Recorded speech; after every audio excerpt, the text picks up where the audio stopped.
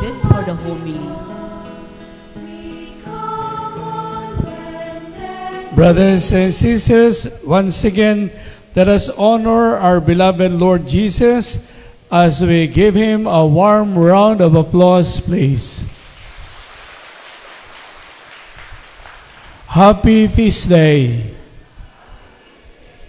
Father Crispin, my beloved people of God, of Our Lady of Fatima Parish, where the heart of the Feast of the Santo Niño is celebrated, we are gathered together to honor, to praise, to thank the Lord for the blessings we are receiving coming from the Lord. Amen. Let the children come to me, do not prevent them, for the kingdom of God belongs to such as these, says Jesus, coming from the Gospel of Mark, chapter 10, verses 13 to 16. Halimbawa po, meron po dito sa harapan natin mga barya na halagang 5,000 nakakalat at saka merong 1,000 bill, 1,000 pesos and 25 cents na nakakalat worth 5,000 pesos. Pag nakita niyo yung mga barya at saka nakita niyo yung 1,000 bill, anong una niyong pupulutin? Yung barya o yung 1,000 bill? Bakit yun naman pupulutin yung 1,000? Meron namang mga 2,000 coins na nakapaligid. Kasi mas malaki ang halaga. Siyempre, ganun yun, no? Palay ko, ang mata natin lahat nasa 1,000. Kahit na maraming nakakalat na barya, inulit ko po, ang mata nasa 1,000 at kung paano kukunin yun.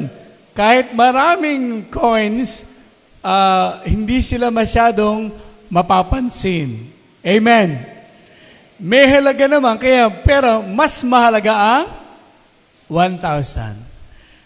Alam niyo po, sa panahon po ng Panginoon,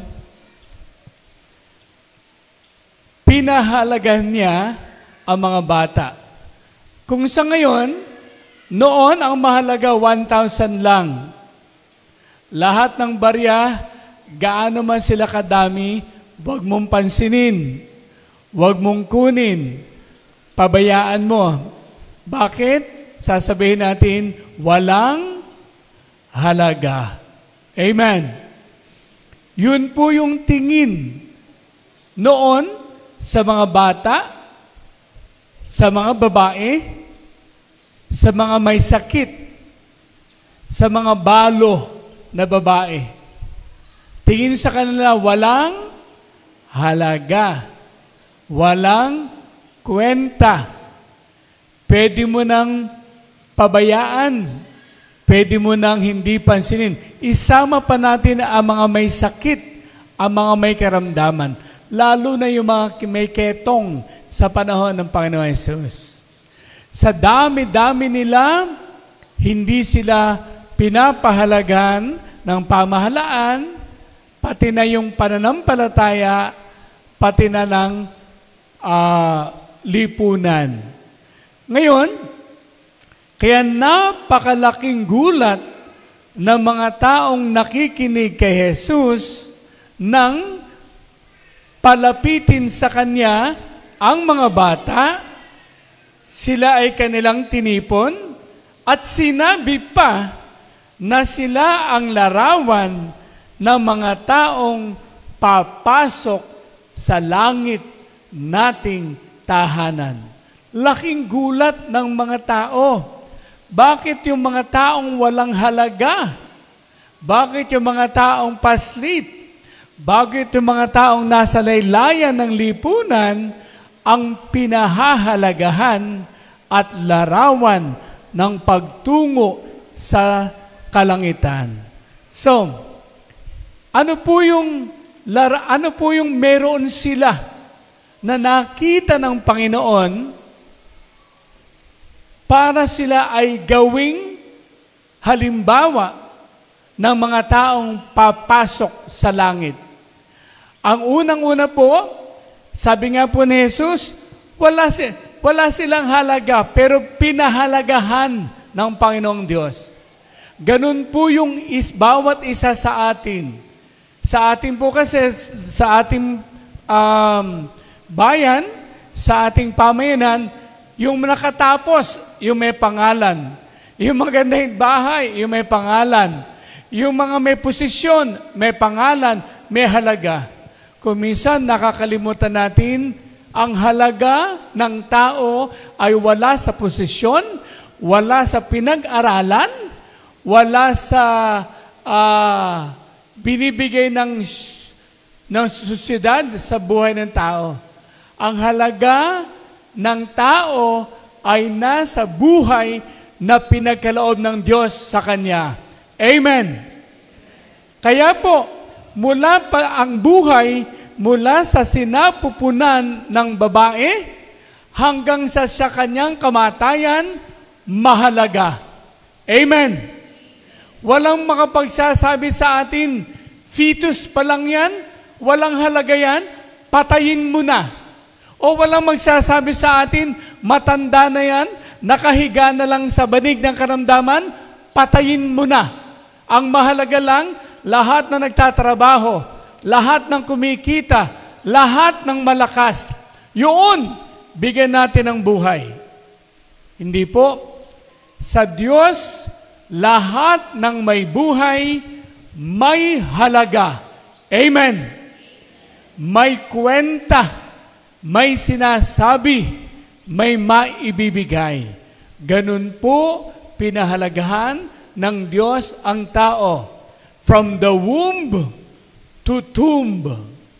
Mula sa pagiging sanggol hanggang sa kamatayan ng taong binigyan niya ng buhay. Kaya sa Ebanghelyo pa lang po, sinasabi, ang mga taong papasok sa langit, larawan ng langit, ay mga taong nagpapahalaga sa buhay mula sa sinapupunan hanggang kamatayan. Amen. Larawan ng pagtungo sa langit, sasabihin ng Panginoon, ang mga taong una, pangalawa po, may tiwala na umaasa pa sa Diyos.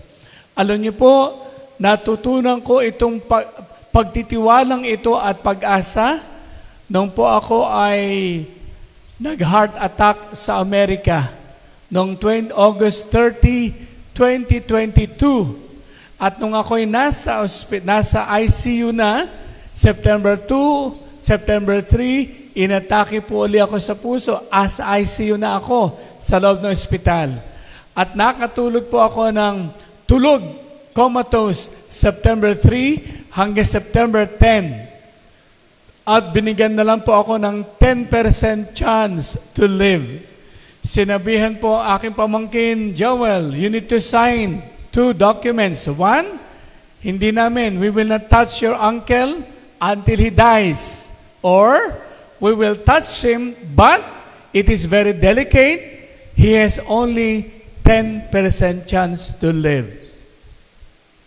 Noong po ako'y magising, matapos sa pagkakatulog ng 8 araw, nagulat ang mga doktor, sabi nila, hindi na kami ang nagpagaling sa kanya. Ang Diyos na. Pero nung magising po ako, sinabi pa rin sa akin na hindi pa ako nakakaalpas sa delikadong pagkakataon. Kaya kung meron man pong itinuro ang Diyos, umasa ako na sa kanyang kamay, kung may kamatayan, may kagalingan. Amen.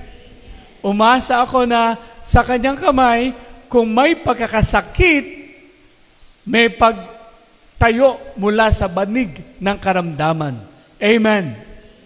At ang pagtitiwalang ito ay sinuklian ng Diyos ng bagong lakas, ng bagong buhay.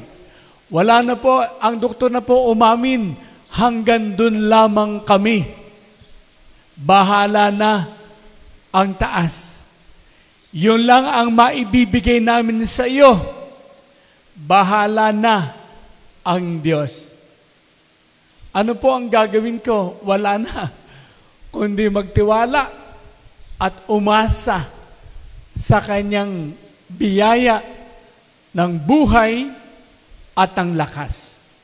Ito rin po yung sinasabi mula sa larawan ng mga bata. Ang mga bata, kung hindi aasa sa magulang, hindi nila kayang mabuhay. Amen. Ang mga bata, kung hindi sila magtitiwala sa kanilang magulang, hindi maayos ang kanilang buhay. Amen. So, ganun po tayo. Larawan ng mga taong papasok sa langit ang marunong umasa sa Diyos, ang marunong magtiwala sa Diyos. At pangatlo po, tapat sa Diyos sa kanyang salita, sa kanyang gawa. Amen. Yun po, may tiwala naman tayo sa Diyos umaasa naman tayo sa Kanya. Pero pag sinabi nating tapat, sincere, yun po bang gagawin ko ang makakaya ko habang umaasa ko ako sa kakayanan ng Diyos. Halimbawa po ako, binigyan na po ako ng pagkakataong mabuhay pagkatapos ng aking pagkaka-ospital ng halos 2 buwan sa Amerika. Pag-uwi ko po rito, dahil hindi naman po ako naoperahan sa puso doon, muli po ako nag-heart attack noong February 16 last year, 2023. Kaya sumailalim po ako sa heart bypass, quintuple heart bypass. Nalagay na naman sa alanganin ang buhay. Sabi ng doktor sa akin, ni Dr.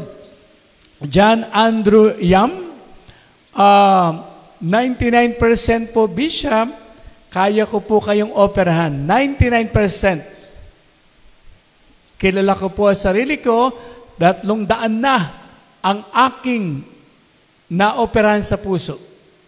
Pero meron pa rin pong 1% na hindi ko kaya. Sa Diyos po iyon. Muli, umasa, nagtiwala. At buong katapatan ko rin pong sinabi sa doktor, sabi ko sa kanya, Dok, nauwi na po ako sa Pilipinas. Yung pong hiling ko sa Diyos, kung maaari sana kung mamamatay ako sa Pilipinas na para malapit sa lahat ng minamahal. Sabi ko sa doktor, Dok, mabuhay man po ako o mamatay, okay na po sa akin. Maging successful man o hindi ang operasyon, okay na po sa akin. Bahala na po ang Diyos. Sapagkat naiuwi na po na niya ako sa Pilipinas. Kaya kung ano man po ang mangyayari, yung 99% ay hindi mangyari, huwag po kayo mag-alala. Kampante po ako, nagtitiwala ako sa inyo, at nagtitiwala ako sa Diyos. Mga kapatid, nalaman ko po, kung ikaw pala ay nagtitiwala sa Diyos, umaasa ka sa Diyos, tapat ka sa Kanya, ibig sabihin, ang hihintayin mo, hindi lang yung maganda. Dapat handa ka rin sa pangit na mangyayari. Kung nagtitiwala ka sa Diyos, pwede palang handa kang umani sa iyong pananim, pwede rin palang matongro sa iyong pananim. Pwede ka palang umasa sa Diyos, malakas ka ngayon, pero pwede rin palang maging mahina ka bukas. Pero sa lahat ng pagkakataong ito, alam mo, ang ikaw ay hawak niya, karga niya, buhat niya, yakap niya, tulad ng Santo Niño na hawak ang mundo sa kanyang palad. Naniniwala ako sa Diyos, umaasa ako sa Diyos, Tapat ako sa Diyos sa lahat ng kanyang lahat ng mangyayari sa akin. Siya ang naghahari. Siya ang nakakaalam at siya ang gabay. Amen. Yun po ang mga bata. Nakikita ko ang mga bata kung paano alagaan ng magulang. Hayaan po nating mga kapatid na alagaan tayo ng Diyos. Hayaan natin na ang larawan ng Santo Niño na buhat-buhat ang mundo ay maging ating larawan na buhat tayo, karga, dinadala, sinusuportahan ni Kristo na sa atin ay nagmamahal.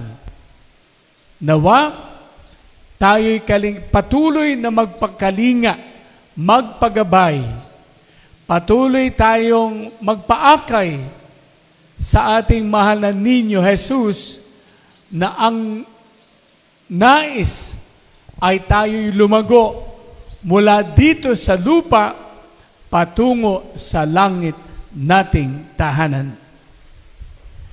Amen.